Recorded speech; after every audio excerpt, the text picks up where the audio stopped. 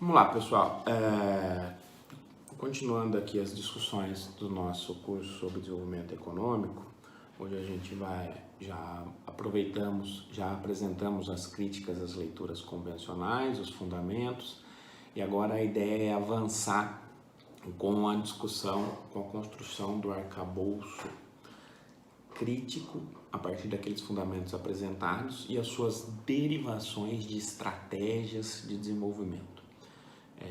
Estratégias que vão implicar em diferentes padrões nacionais de desenvolvimento. Então, para isso a gente vai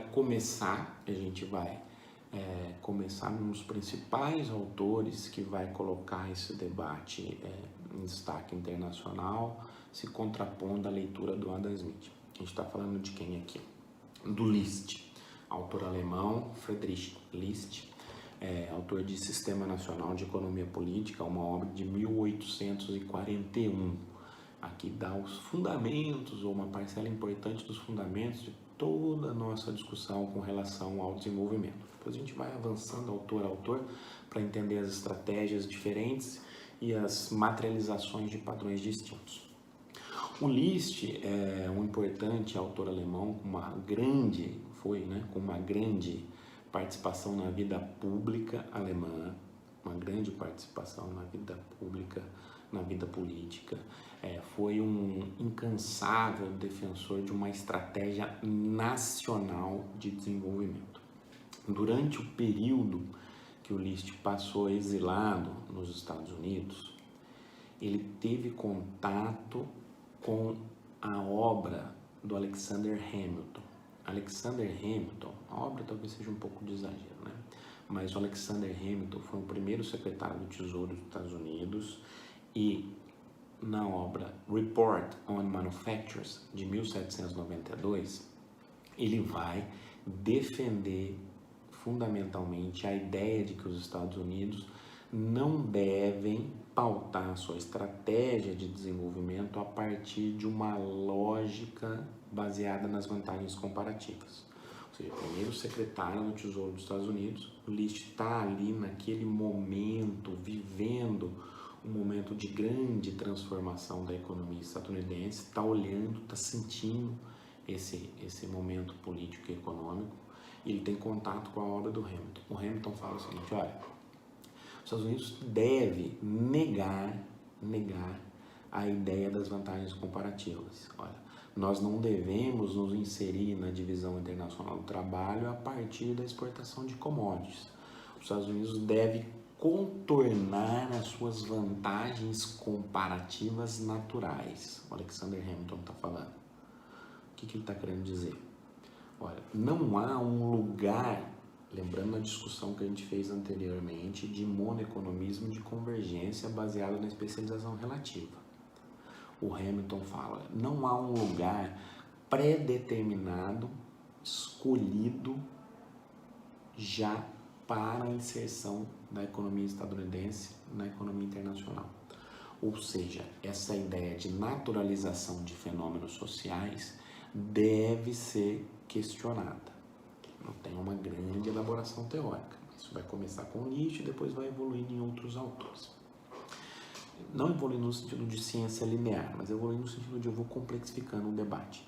Então Hamilton fala, os Estados Unidos devem adotar sim uma estratégia manufatureira industrializante, o que parece quase óbvio na perspectiva do nosso curso, mas naquele momento não era, e também não é óbvio para diferentes interpretações econômicas, inclusive atualmente. Então, o List está lá em contato com essa defesa veemente da industrialização, no momento em que você tem um avanço muito grande das transformações na economia estadunidense, com grande integração territorial, inclusive. O List começa a entender a importância desse processo, que depois ele vai defender para a Alemanha, e vai entender o papel central desempenhado pelas ferrovias nesse processo.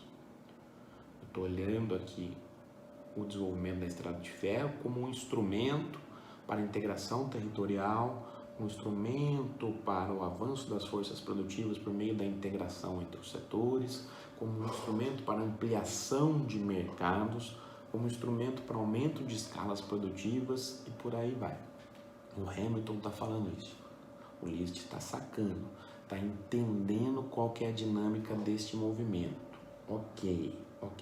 Nesse cenário, ele volta para a Alemanha, depois do exílio, e tem um papel importante, inclusive, no planejamento da União, indiretamente, né, da União Aduaneira Alemã, e um planejamento no desenvolvimento do sistema ferroviário alemão, levando sempre em consideração que esse desenvolvimento do setor ferroviário seria um elemento fundamental para uma estratégia manufatureira. Legal.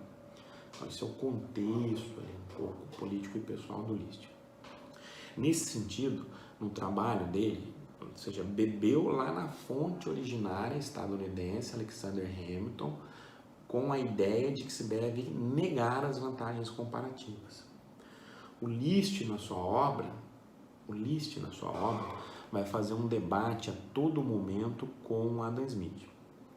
Ele vai ter várias críticas aos fundamentos do Smith que depois vão derivar numa lógica de integração internacional via especialização em vantagens comparativas lá no Davi Ricardo e depois em outros autores de origem neoclássica, como a gente já discutiu. Então, qual que é a tese central do List? É uma crítica ao liberalismo e uma crítica ao que ele chama de monoeconomismo. De economia cosmopolítica, que é, nos nossos termos, algo muito próximo ao monoeconomismo. Ou seja, o List é, por definição, um antiliberal, política e teoricamente. E é a partir daí que ele vai construir toda a sua argumentação, com a crítica ao monoeconomismo, com a ideia de naturalização de fenômenos sociais, com a ideia de convergência via comércio internacional. Ok. Ele parte da ideia, ele vai debater com o Smith e vai fazer grandes críticas a partir de 4 elementos gerais. O primeiro deles, né? Ele vai falar, olha, o Smith tem um erro importante, que é um erro no que diz respeito ao método de análise. Então ele vai falar, olha, ele parte de um arcabouço, que é um arcabouço da economia cosmopolítica, ou nos nossos termos aqui, do monoeconomismo. Ou seja, ele abstrai de elementos históricos, geográficos, culturais, de determinadas etapas do avanço do capitalismo, determinadas características da relação de produção, para generalizar, para quase disseminar uma ideia de universalização de fenômenos econômicos. Ou seja, o bom e velho monoeconomismo. O List vai falar, olha, essa ideia é uma ideia que ele chama de cosmopolítica, é uma ideia que tem por trás a percepção de que haveria uma tendência à convergência. Onde está o principal problema dessa argumentação? Existem outros elementos que a gente vai discutir em outros vídeos, mas ele vai falar o seguinte, olha, em outro vídeo, na verdade, ele vai falar o seguinte, olha, essa análise, ela naturaliza fenômenos sociais e ela abstrai o conceito de nação. Ou seja, eu estou olhando para a dimensão do desenvolvimento das forças produtivas sem pensar a partir da perspectiva da nação. A perspectiva da nação para o List vai ser central. Um grande nacionalista, um grande artífice desse processo de união, da União Alemã, e ele vai olhar para a ideia de nação como um elemento central para se fomentar uma estratégia de desenvolvimento. Por quê? Porque, ao contrário do que as leituras derivadas da interpretação do Smith vão dizer, o sistema econômico e político internacional, segundo List, é instável, eminentemente instável, desequilibrado, hierárquico.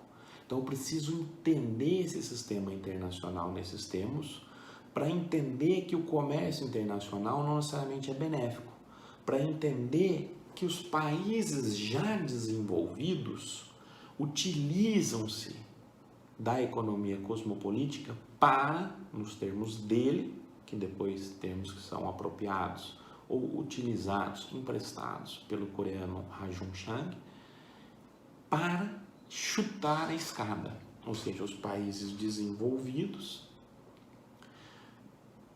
têm uma estratégia de disseminar ideias liberais a partir de uma lógica cosmopolítica, fazendo com que os países não desenvolvidos se insiram nessa divisão internacional do trabalho a partir de uma forma subordinada. Isso significa utilizar-se de um conjunto de medidas desenvolvimentistas, se ele não usa esse termo, mas depois chutar a escada, fazer com que os demais países não utilizem essas medidas, na metáfora de subir degraus da escada, para chegar em patamares mais elevados de desenvolvimento. Por quê? Porque se esses países chegam, a hierarquia do sistema internacional, que segundo o List é muito instável, seria desequilibrada. Desequilibrada em favor de uma redução do papel dos países então desenvolvidos. Essa é a lógica. Ele fala como contornar esse processo, com um conjunto muito amplo de políticas de desenvolvimento. Mas a principal delas é o protecionismo. Claro que a gente precisa entender os autores dos seus determinados tempos, entender os autores nas suas determinadas configurações de lógica da concorrência internacional. Não dá para replicar sem qualificar os argumentos ad infinito, senão a gente correria o erro, correria o risco de cair num certo anacronismo, em alguns casos, e numa certa tendência universalizante, que é o que a gente está criticando aqui. Ele fala, olha, o elemento fundamental é o protecionismo. Não estou querendo dizer que o protecionismo não é importante, é importante em algumas variações, com algumas qualificações, é óbvio. Ele fala, o elemento fundamental é o protecionismo. Por quê? Porque o livre comércio, no sentido proposto pelos países desenvolvidos, ele reforça as posições dos países periféricos. Também não estão utilizando esse termo, mas os países não desenvolvidos. Então, ao contrário do que diria o Adam Smith. Então, uma forma de você avançar no desenvolvimento e industrialização é contornar essa especialização que é condicionada pelo livre comércio. Como? Com protecionismo. Por quê? Você precisa ter um protecionismo nas ideias do List para nivelar as condições de competição entre as nações. Essas condições são muito desiguais. Então, ele não é contra o livre comércio. Ao contrário disso, ele deixa muito clara a importância do livre comércio como um elemento disciplinador da concorrência, como elemento que ajuda na especialização, como elemento que ajuda na produtividade. Ok, só que ele vai falar o seguinte, o livre comércio só tem esses efeitos, tem algumas outras ponderações que a gente vai dizer depois, o livre comércio só tem esses efeitos caso, razoavelmente equilibrados, caso os níveis de desenvolvimento dos países sejam muito parecidos. Quando eu tenho um desnível muito grande de desenvolvimento, o livre comércio leva a um aprofundamento dessa desigualdade. Então eu preciso ter, num primeiro momento, um protecionismo. Parece contraditório, mas ele fala, a maneira de aumentar o comércio internacional, eu sou a favor disso, estou te falando, é um protecionismo. Como? Um protecionismo no primeiro momento para nivelar os níveis, para nivelar os patamares, desculpa a redundância, de desenvolvimento dos países, para a partir desse momento com patamares iguais, esses países puderem comprar e vender mais em outros patamares, ou seja, isso impulsionaria o volume de trocas internacionais. Mas como que eu faço isso? Com protecionismo. Esse protecionismo vai ajudar a produção doméstica a se desenvolver. Por quê? Porque eu vou ter uma proteção perante a concorrência internacional dos países desenvolvidos. É óbvio que essa concorrência é desigual. Tem um país com um nível de desenvolvimento produtivo muito mais avançado e outros com menos avançado. Por exemplo, naquele momento, o caso dos Estados Unidos e da Alemanha com relação à Inglaterra. Então, ele fala, eu protejo para ganhar força, é a ideia da indústria nascente, A indústria vai crescendo aos poucos, ela tem retorno de escala positivo e esse protecionismo viabiliza o aprendizado dessa indústria. Só que como deve ser esse protecionismo? Ele deve ser, segundo o List, seletivo e temporário. O que é um protecionismo seletivo? Olha, eu vou me concentrar em algumas áreas, não deve ser generalizado. Em quais áreas? Nas áreas mais nobres, ele fala. Quais são as áreas mais nobres? Produtoras de bens de equipamento, máquinas, capital, aquelas que têm a capacidade de ter uma maior intensidade tecnológica e transmitir os ganhos do progresso técnico para outros setores. Essas são áreas-chave. Elas vão puxar as demais áreas. Então eu concentro meu protecionismo aqui, seletivo. Em áreas com maior densidade tecnológica, com maior dinamismo inovativo, com maior capacidade de espraiar esses benefícios para a economia como um todo. Máquinas, equipamentos, BK, indústria pesada, estamos falando do processo de industrialização. Temporário, seletivo, desculpa. Mas também temporário. Por que temporário? Esse protecionismo é bom até o momento em que ele, sendo seletivo e bem desenhado e combinado com outras políticas, leve ao aumento da produtividade da economia. Esse protecionismo não deve ser ad infinito. Ele deve ser utilizado como um instrumento para se subir a escada, como um instrumento para se viabilizar o processo de industrialização e não como uma negação à integração internacional. Ele deve ser utilizado como um elemento disciplinador dentro de um elemento mais amplo de política de desenvolvimento nacional. Ou seja, eu me protejo para ganhar corpo, para avançar para determinados níveis. Ou seja, a convergência não existe automaticamente e o livre comércio atrapalha. Então, o protecionismo resolve parcialmente esse problema, junto com outras políticas. Então, ele é temporário, ele vai ser efetivo, ele deve ser utilizado até o momento em que os níveis de desenvolvimento sejam razoavelmente próximos. Aí, eu já reorganizo as minhas políticas de desenvolvimento. E aí o livre comércio pode sim ter efeitos benéficos, desde que os níveis sejam iguais. Ele vai continuar o seu debate com Smith, apresentando outras críticas ao método de análise de Smith e outras críticas às suas derivações de política. A gente avança essa discussão no próximo vídeo.